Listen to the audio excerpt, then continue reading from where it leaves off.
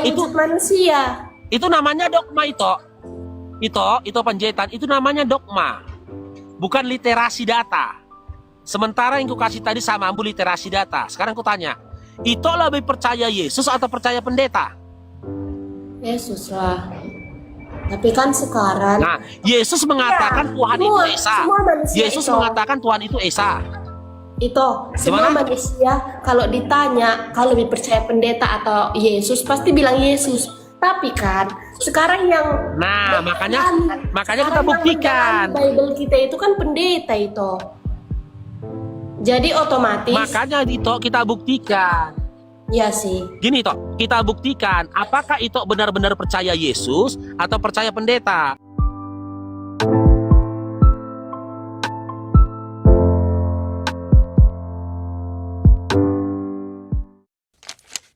Dalam pandangan itu, Yesus Tuhan atau manusia, gitu aja. Tuhan. Yesus Tuhan atau manusia dalam pandangan itu? Hah? Apa? Yesus adalah Tuhan lah. Oke, berarti berdasarkan 2 Yohanes 1 nomor 7, itu sesat kan? Penyesat itu kan? Yang aku bilang Betul? tadi, dia tetap 100% Tuhan, dia tetap 100% manusia. Oke, yang mengatakan Yesus 100% manusia, 100% Tuhan, pendeta atau Bible? Pendeta. Dengar pernah pendeta? Pendeta. Pendeta itu manusia bukan? Manusia. Hah? Manusia. Pendeta manusia kan? Tengok ini toh. Bible, kalau Bible mau kau bantah, apa katanya di dalam Markus 7 nomor 7 ini? Ini. Markus 7 nomor 7 apa katanya? Percuma saja mereka. Percuma? Percuma saja mereka beribadah kepadaku sedangkan ajaran mereka adalah perintah manusia. Nah, kalau itu Jadi dengar apa tuh? perkataan pendeta dan membelakangi Bible, ya, maka percuma itu beribadah. Karena perintah yang itu lakukan, karena ajaran yang itu lakukan, itu perintahnya berasal dari manusia. Kan bukan perintah itu. Kan itu udah akui tadi. Yang mengatakan Kan di Gimana? Kan di Bible pun ditulisnya Tuhan itu kan roh, tapi Tuhan Di mana? itu menjelma Hah? sebagai manusia untuk datang ke dunia. di mana tertulis? Ada tertulis. Di mana tapi nggak tertulis ingat- Tuhan menjelma jadi manusia? Tapi Nggak nggak ada. ingat-ingat Ini gua kasih kali. ayatnya lagi ya. Ya. Ini. Ini gua kasih ayatnya lagi ya. Ini. Oh, mau dibodoh-bodohi kak. Siapa Iya. yang mau bodoh? Ih, bantulah weh. Sikit manurin. Jangan pendeta menyesatkan. Nggak ada yang menyesatkan. Sebenarnya Bilangan 23 nomor 19.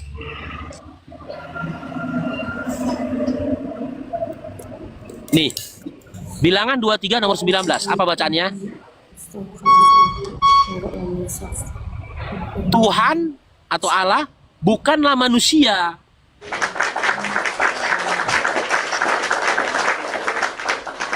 Bukan manusia sehingga ia berdusta, bukan anak manusia. Bibelmu aja mengatakan itu, Tuhan itu bukan manusia sehingga ia berdusta, bukan anak manusia. Sementara pendetamu mengatakan Yesus itu 100% manusia, 100% Tuhan. iya. Sementara Bibel Bentar, Ito, mengatakan bentar, bilangan Ito. 23:19 ini Tuhan Bentar, bukan Ito. manusia. Bentar itu. Gimana? Yang dibilang di situ 100% Gimana? Tuhan, 100% roh, 100% manusia. Itu karena kan Tuhan itu Tritunggal Maha Kudus kan, Allah Bapa, Allah Anak dan Allah Maha Kudus. Allah Bapa itulah Yang mengatakan Tuhan. siapa? Yang Hah? mengatakan siapa? Yang mengatakan siapa Yang dulu? itu kan Tritunggal. Yang mengatakan siapa dulu? Karena gini toh, hati-hati kita. Hati-hati kita. Markus 7 nomor 7 mengatakan, Ada yang mengatakan. percuma kamu beribadah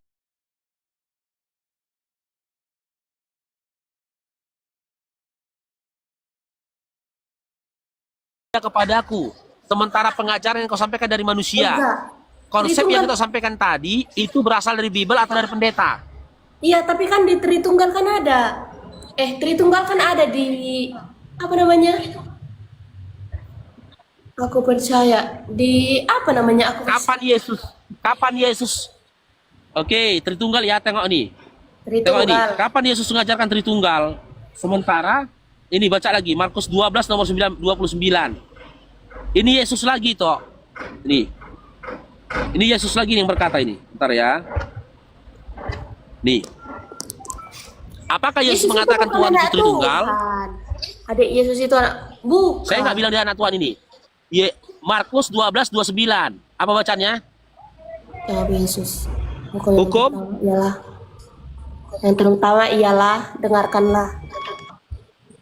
Hai orang Israel, Tuhan Allah kita, Tuhan itu Esa.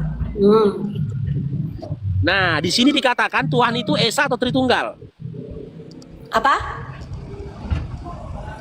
Di sini dikatakan Tuhan itu Esa atau Tritunggal. Esa. Esa. Tapi kan Pendeta mengatakan Tuhan itu Esa atau Tritunggal. minggu lalu kami bahas pendeta Esa sih. Tapi kan ada di pengakuan iman kalau Tuhan itu Nih, merupakan rangkaian dari Tritunggal Maha Kudus. Sedangkan di Tritunggal itu kan ada ini anak.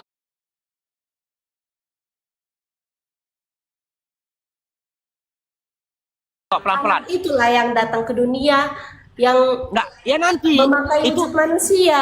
namanya dogma itu. Itu penjetan, itu namanya dogma. Bukan literasi data. Sementara yang kasih tadi sama ambu literasi data. Sekarang ku tanya, itu lebih percaya Yesus atau percaya pendeta? Yesus lah. Tapi kan sekarang Nah, Yesus mengatakan Iya, Tuhan semua- itu Esa. semua manusia Yesus itu. mengatakan Tuhan itu Esa.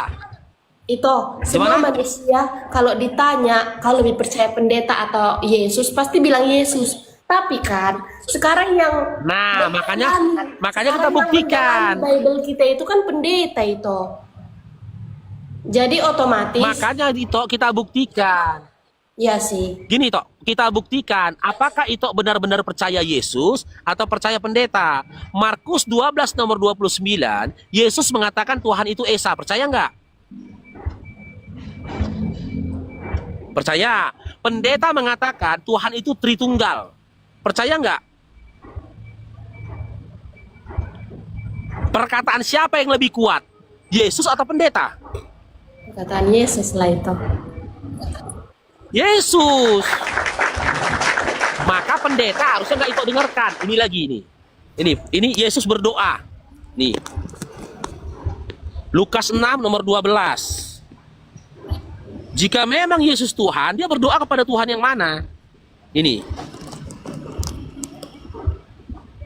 Nih. Lukas 6 nomor 12. Pada waktu itu, pergilah Yesus ke bukit untuk berdoa dan semalam-malaman ia berdoa kepada Allah.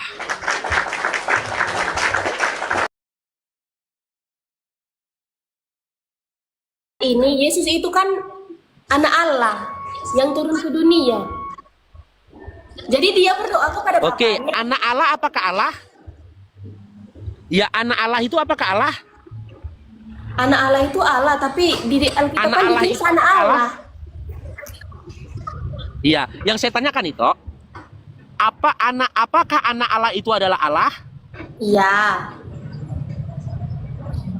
Oke, ketika Allah di sini, ketika Yesus yang anak Allah itu kau katakan tadi adalah Allah, dia berdoa kepada Allah. Ada berapa Allah?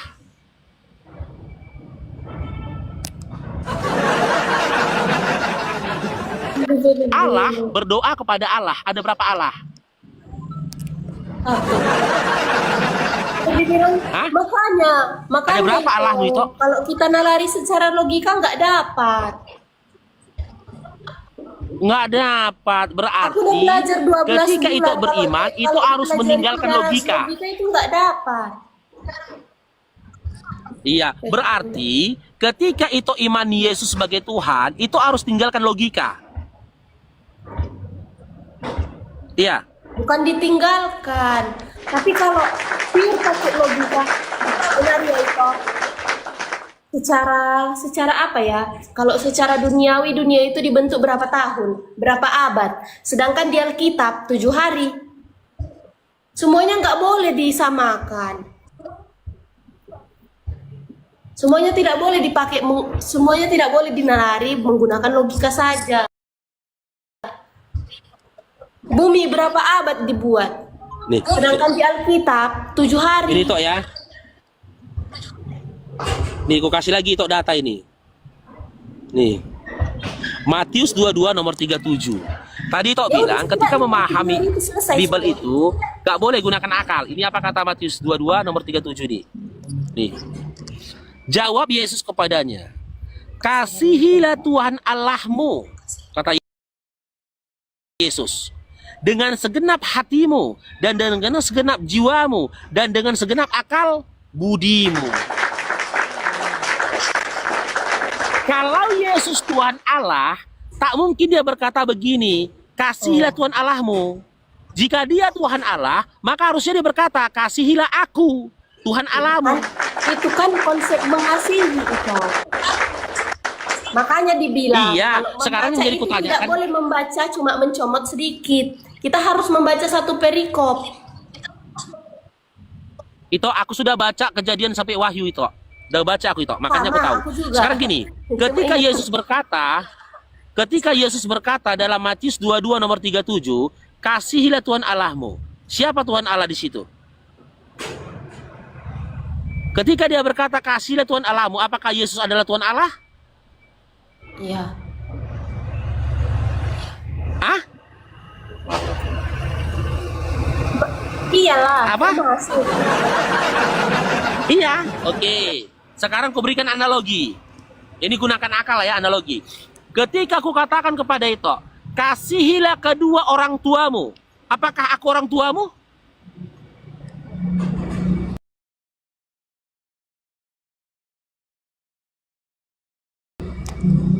Iya. Orang yang lebih tua. Aku orang tuamu. Orang tua itu termasuk Ketika aku katakan lagi gini, itu dengar. Ketika aku katakan lagi gini, kasihilah suamimu. Apakah aku suamimu? enggak. Enggak. Nah, itu udah benar. Ketika Yesus berkata, dalam Matius 22:37, kasihilah Tuhan Allahmu. Apakah Yesus Tuhan Allah?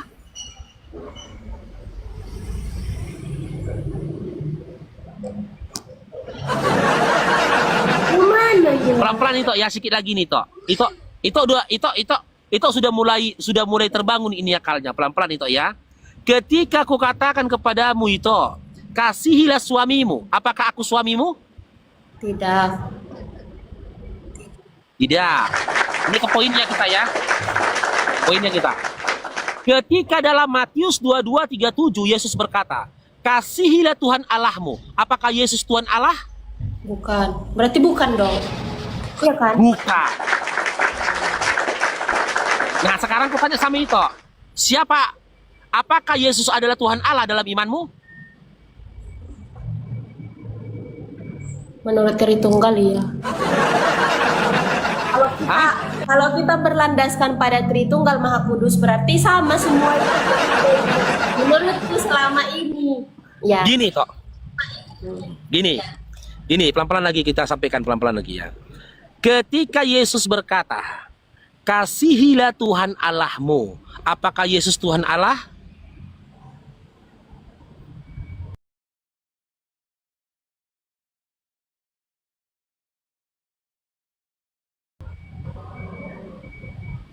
Enggak. Nah, yang jadi pertanyaan sekarang, siapa Tuhanmu itu? Tuhan Allah. Bukan Yesus kan? Bukan. Hah? Aku jadi bingung. Kayaknya aku harus masuk teologi S2 nanti. Kayaknya S2 teologi nanti. Itu, dengar. Kayaknya S2 teologi nanti aku tengok lah. Dengar itu. Dengar pelan-pelan kita. Pelan-pelan kita. Kalau perkataanku yang berbicara, bisa saja kau membantahnya. Tapi ini Yesus yang berkata loh. Ini Yesus yang berkata. Ulangin lagi. Ketika Yesus berkata, kasihilah Tuhan Allahmu, apakah Yesus Tuhan Allah? Bukan. Bukan. Oke, udah bagus ya. Pelan-pelan dulu, pelan-pelan. Pelan-pelan, udah bagus ya. Sekarang aku tanya, dalam imanmu, siapa Tuhanmu? Allah. Bukan Yesus kan? Jadi menurut itu Yesus itu 100% manusia, bukan roh. 100%. Bukan. Lukas 1 nomor 31. Lukas 1:31 apa isinya? Ketika Tapi malaikat masuk datang akal menemui sih. Maria. Tapi dengar. masuk akal sih, soalnya waktu Iya, makanya waktu ini Yesus ku bacakan sama itu ya. Lukas 1 kita berangkat. Hah? Tunggu, janganlah komen yang Gimana? jelek. Masuk akal karena waktu Yesus disalibkan dia kan mati. Nah, Iya, masuk akal. apakah yang mati itu Tuhan? Apakah Manusia. Tuhan bisa mati? Yang mati itu kan manusia. Nah, nanti dulu ke sana itu. Nanti dulu kita ke sana. Menurut logika itu, apakah pantas Tuhan mati? Tidak mungkin, nggak mungkin. Enggak. Logikamu udah setara dengan logikamu sudah selaras dengan Bibel. 1 Timotius 6 nomor 16. Bentar itu. Ini kau kasih kau data lagi. Benar kamu. Aku sampai berinding. Benar kok itu. Tuhan tidak pernah mati. Bukan aku yang mengatakan. Bibelmu lagi. 1 Timotius 6 nomor 16. Benar itu. Nih. 1 Timotius Itu mati. Timotius 6 nomor 16. Aku berbagi ilmu samamu itu. Nih. Itu bila perlu catat di kertas. Mana tahu itu pikir aku bohong kan, nanti kau buka Bibelmu. Apa katanya di sini? Dialah satu-satunya yang tidak takluk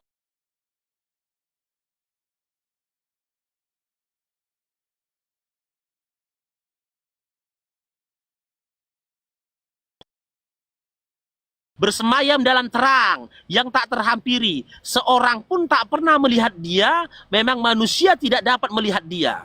Baginya lah hormat dan kuasa yang kekal. Amin. Nah, sekarang saya tanya. Ketika Yesus mati di kayu salib, ya,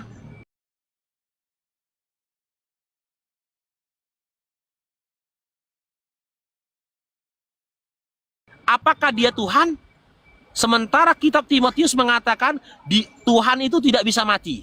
Apakah Yesus Tuhan? Tapi Ketika ya, mati di kayu salib? Bukan kan? Tapi Bukan sekarang Tuhan kan?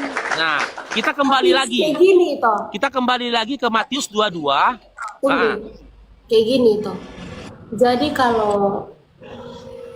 Jadi kalau Yesus itu adalah manusia, berarti dia hanyalah merupakan orang terpilih. Itu menurut itu. Benar, Yohanes 17 nomor 3. Ini datanya aku kasih lagi. Benar itu. Dia manusia pilihan untuk Bani Israel. Benar itu. Ini Yohanes 17 nomor 3. Dia orang pilihan. Berarti Dia siapa manusia yang pilihan. Nanti aku kasih data berikutnya lagi. Nih, baca ini.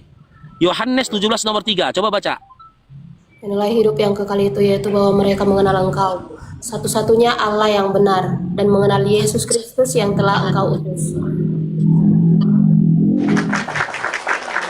Dia orang pilihan, betul kan? Itu bilang tadi kan, dia adalah orang pilihan. Selanjutnya, aku kasih lagi itu di dalam Yohanes 5 nomor 30. Dia memang orang pilihan. Pilihan Allah dia. Tapi bukan dia Allah, bukan dia Tuhan. Ini.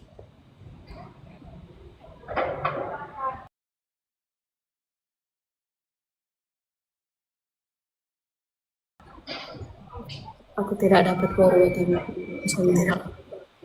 Aku mengerti keseluruhan apa yang aku dengar dan kehendak-Ku adil. Sebab aku tidak kehendakku sendiri, melainkan kehendak Dia yang mengutus. Bentar. Menuruti kehendak Dia yang mengutus aku. Ito, aku dulu pernah baca Bible itu sampai habis. Ada satu ayat yang membuat air mataku menangis Dulu. ketika mengingat Yesus ketika aku masih di abad Dulu. Kristen. Iya, aku dulu Berarti Kristen itu. sekarang Aku Islam. Karena apa? Karena ternyata berdasarkan Bible sendiri, gini nih kok. Kitab Perjanjian Lama mengatakan Tuhan Allah itu Esa. Ulangan 6 nomor 4. Kitab Perjanjian Baru, Yesus pun menyatakan bahwasanya dia menyembah kepada Tuhan Allah. Markus 12:29, Matius 11 nomor 25, gitu loh. Ada banyak data di mana Yesus menyembah. Udah, lalu datang doktrin dari gereja dan bapak-bapak pendeta mengatakan Yesus dengan sukacita menyerahkan nyawanya untuk menebus dosa manusia. Sementara dalam Matius 26 nomor 36 sampai 39 ini kubukakan itu. Sedih kali toh. Sedih kali toh. Yesus ternyata takut mati toh. Takut dia mati. Dia sembunyi di Taman Getsemani ketika mau ditangkap sama tentara Romawi. Takut dia mati, dia tidak menginginkan kematian. Dia berdoa kepada Bapa, kepada Tuhan untuk keselamatan atas diri dia. Dia takut mati. Tapi kenapa kita teman-teman Kristen senang kali akan atas kematian dia? Sementara dia ketakutan akan kematian. Nanti kau kasih kau data berikutnya, ternyata dia diselamatkan oleh Allah.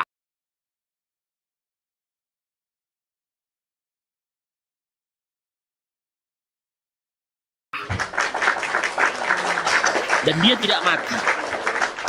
Nih ya, Matius, kubuka nih datanya itu. Dia ini, Yesus ini utusan. Utusan yang dikasih. Matius 26 nomor 36 sampai 39.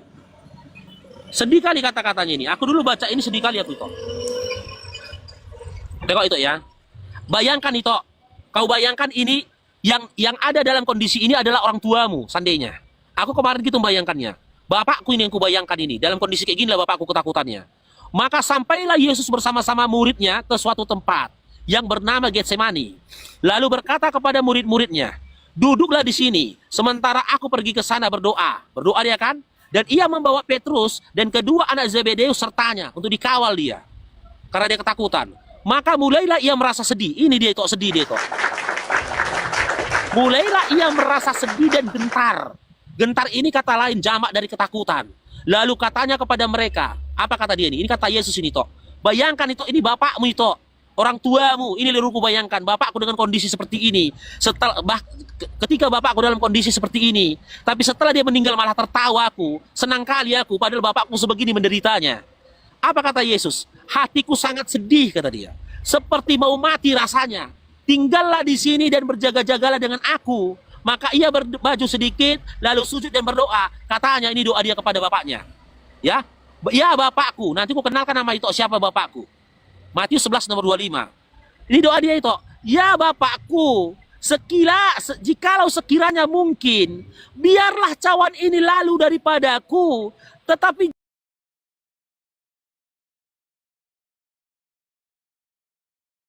janganlah seperti yang kuhendaki, melainkan seperti yang engkau kehendaki. Setelah ia kembali pada murid-muridnya dan mendapati mereka sedang tidur. Dan ia berkata kepada Petrus, tidakkah kamu sanggup berjaga satu malam pun dengan aku? Nah ini, kita baca nomor 31-nya, 41-nya ya. Yesus nyuruh murid-muridnya itu berdoa. Ini, kalau dia Tuhan, kenapa nggak dibilang dia? Kenapa kau nggak berdoa sama aku? Tapi apa kata Yesus? Tadi 40 kan itu? Ini, panjangnya ini itu. Ntar ya. Ini 40 tadi kan, sekarang kita ke 41. Tidakkah kamu sanggup Yesus memerintahkan murid-muridnya berdoa. Kalau Yesus Tuhan, ngapain lagi murid-murid berdoa? Orang Tuhan ada di depan matanya. Logikanya itu. Ngapain lagi murid-murid disuruhnya berdoa kalau memang Yesus Tuhan? Pinter Tuhannya sudah ada di depan dia kok. Berdoalah.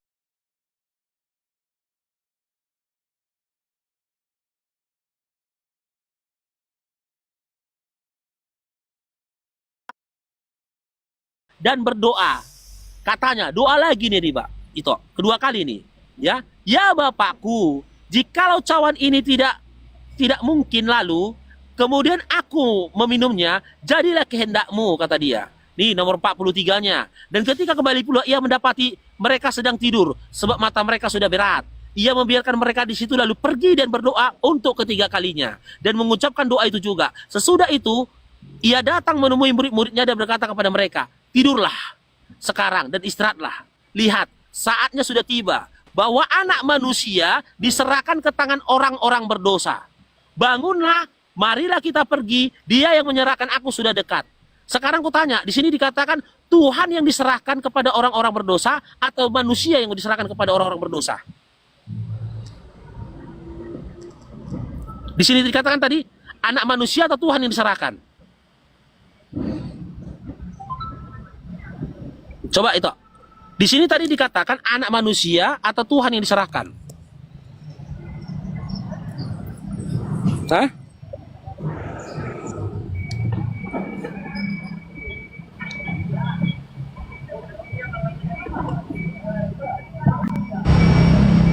Pergi dia. Sayang kali teman-teman. Sayang sekali.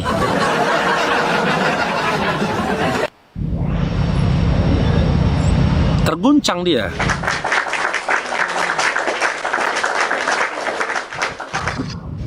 Terguncang itu. Kita doakan aja teman-teman. Kita doakan saja teman-teman. Aku gak sempat follow dia tadi ya. Lupa aku tadi follow dia. Kita doakan saja teman-teman. Ayat selanjutnya tadi mau bukakan ini teman-teman ya. Ini yang mau saya bukakan tadi yang keduanya. Selanjutnya ini. Ini nyampe nanti kepada penyelamatan Yesus ini. Nih. Markus 14 nomor 50 sampai 52. Pada waktu itu semua murid-murid lari meninggalkan dia. Seorang pemuda berusaha mengikuti Yesus dari belakang. Dia hanya berpakaian halus. Mereka hampir menangkap dia juga. Ya, mana kok gini nih terbangnya. Hampir menangkap dia juga dengan memegang kain itu.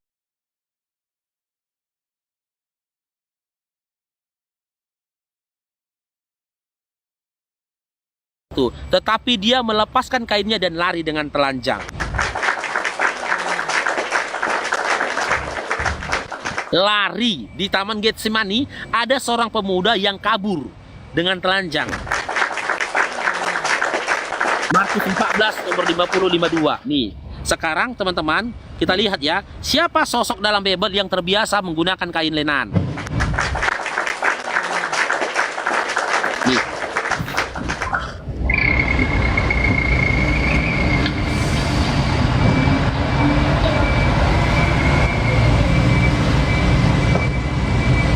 Kalau nggak salah dalam kitab Yohanes ini.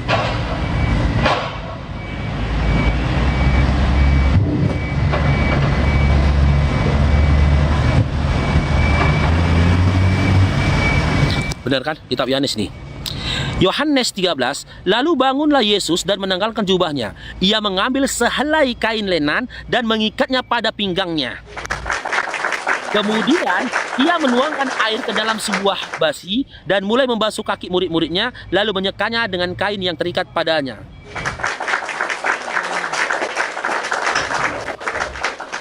Yesuslah satu-satunya sosok yang diceritakan di dalam Bible terbiasa dengan kain lenan yang ada di pinggangnya.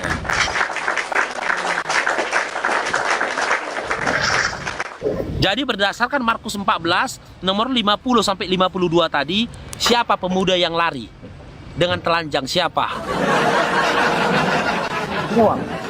Jawab teman-teman Oten. Siapa sosok pemuda yang lari? Oleh rabi-rabi Yahudi. Para ketua para pendeta-pendeta Yahudi. Di mana ketika itu mereka berdoa, ya, itu ditutupi badannya, Bang. Kalau kita sekarang mengatakan imamah, badannya ini semua ditutupinya gini. Lalu dia berdoa. Dan tradisi itu masih ada di golongan orang Yahudi. Makanya berkali-kali saya katakan buat teman-teman Kristen, ya,